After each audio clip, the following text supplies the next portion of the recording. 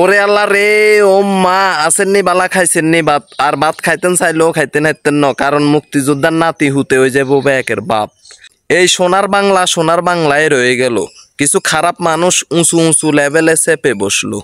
আন্নে চোখে আন্নে দেয়ারে নিগে বাঁশ গাছ, আর হেতারা কইব ইগে তাল গাছ, আর এটাই আন্নের মানি লইতে হইব।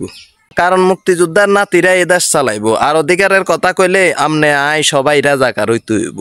যেখানে হাজার হাজার মেধাবী শিক্ষিত ছাত্র চাকরি না পেয়ে তাদের জীবন ধ্বংস, সেখানে আপনার আমার শিশু আগামী দিনে স্কুলে ভর্তি করাইতে যাইলে বা স্কুলে পাঠাইতে গেলে তারা উত্তরে বলবে আমরা লেখাপড়া করে কি করব। একটা কথা ব্যান্ডে রাখিয়েন, ফ্যামিলিতে কিন্তু 10 জনে রুজি করে না, রুজি করে একজনে, খায় কিন্তু 10 জনে। তেমনি মুক্তিযোদ্ধারা নিজের বুকে তাজা রক্ত জড়িয়ে আমাদেরকে এই সোনার বাংলা উপহার দিয়ে গেছে, যাতে আমরা বাঙালিরা একটু শান্তিতে থাকতে পারি। কারণ আমরা বাঙালি যদি চাই অধিকার, ওই যাই রাজাকার। রাজার রাজ্যে সবাই গোলাম, করতে হবে রাজার সুনাম, না হয় তোমার কল্লা যাবে, বিরাট কঠিন শাস্তি পাবে। গরিবের ছেলে আবু সায়েদ যেন তারই প্রমাণ। এখন আমাদের মনে হইতেছে হাজারো কোটি ফানের বিনিময়ে পাইনি মোরা স্বাধীনতা, এখনো কিন্তু চলতেছে পাকিস্তানির সেই হিংস্রতা। দেশ বাঁচলে জাতি, জাতি বাঁচলে দেশ। হাজারো শিক্ষিত ছেলে আমাদের দেশের সম্পদ, তারা চাকরি না পেয়ে তাদের জীবন আজকে শেষ। পৃথিবীর সকল দেশে নারীদেরকে সম্মান করা হয়, আর আফসোস আমাদের দেশে নারীরা আন্দোলন করতে গেলে গায়ে হাত তোলা হয়।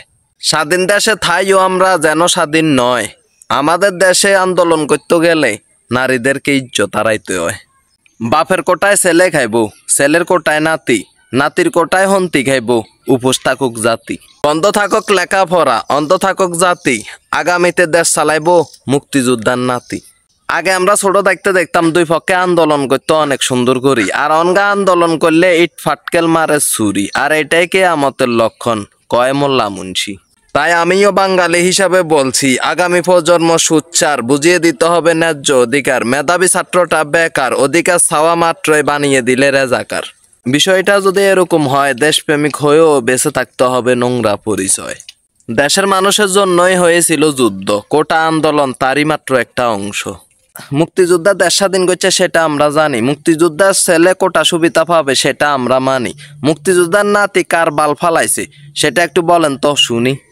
হুনুমার কি এ দেশ তো চালাইবে এই মুক্তিযোদ্ধার নাতি। তার মনে হয় সরকারি যত কর্মকর্তা আছে, যত চাকরি বাকরি আছে, সব জায়গায় মুক্তিযোদ্ধার নাতি করে ঢুকাই দহনক। আর আগের যেগুন আছে এগুন তো সব রাজাকার, এগুনের বার করে দহনক, কারণ এগুন তো মুক্তিযোদ্ধার সন্তান ন, আর মুক্তিযোদ্ধার নাতিও ন। তো সকল সরকারি বেসরকারি ন সরকারি যত অফিস আছে, আদালত আছে, সব জায়গায় মুক্তিযোদ্ধার নাতি দি হুরাই দেন। আর আঙ্গরে যদি হারেন দয়া করে বাইরের কোনো রাষ্ট্রে হারাই দেন। আর সোনার বাংলাদেশে থাকতেন না, যাই গই, আল্লাহ হাফেজ। তো যারা যারা ভিডিওটা দেখছেন মনে কিছু নেবেন না, আমি আপনাদের ছোট ভাই হিসাবে